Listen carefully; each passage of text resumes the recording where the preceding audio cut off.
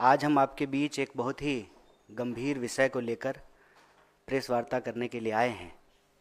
आप तमाम साथियों ने देखा होगा कि पिछले कुछ दिनों से लगातार एक न्यूज़ रिपोर्ट हो रही है कि देश में अलग अलग तरह की जो कोचिंग संस्थान हैं, जो इंजीनियर बनाने का दावा करती है, डॉक्टर बनाने का दावा करती है, आईएएस आईपीएस बनाने का दावा करती है, वो विद्यार्थियों का और अभिभावकों का करोड़ों रुपया लेकर के फीस वसूल करके अचानक से गायब हो जा रहे हैं।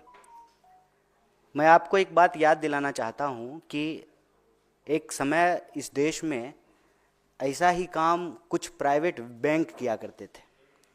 रोज़ शाम को उनके एजेंट जो है सब्जी बेचने वाले दुकानदार से, ठेला वाले, रिक्शा वाले, मिडिल क्लास नौकरी करने वाले लोगों के पैसे वसूलते थे और करोड़ों रुपया लेकर के अचानक से गायब हो जाते थे।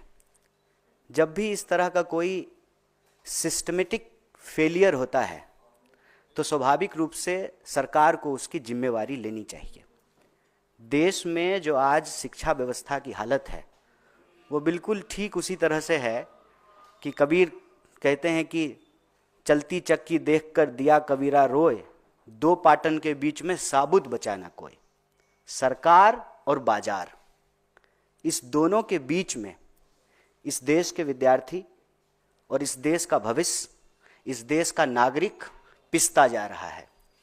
और ये सारा खेल शुरू उस लॉजिक से होता है कि शिक्षा इंसान बनाने के लिए नहीं, एक कमाऊ इंसान बनाने के लिए ली जानी चाहिए और दी जानी चाहिए। बाजार का जो तर्क है कि जिसमें मुनाफा नहीं है उसका अस्तित्व नहीं होना चाहिए। शिक्षा को जब मुनाफे के नजरिए से देखने लगे, उसका नतीजा ये हुआ कि सपना बेचा जाने लगा। अंधों के शहर में आईना बेचने का जो कारोबार है, सीट पता है कि 100 है, एग्जाम देने वाले 1 करोड़ हैं, तो हम उस 100 में पहुंच जाएं, उसकी होड़ और फिर उसका कारोबार। और ये 100 सीट क्यों है? क्योंकि सरकारी व्यवस्था जो है उसमें लगातार रोज बरोज गिरावट आई। सरकारी स्कूल में पढ़ाई नहीं होगा, सरकारी अस्पताल में इलाज नहीं होगा, तो स्वाभाविक रूप से सरकारी संस्थान जो हैं वो कमज़ोर होंगे और उसकी जगह पे जो है निजी संस्थानों की उत्पत्ति होगी।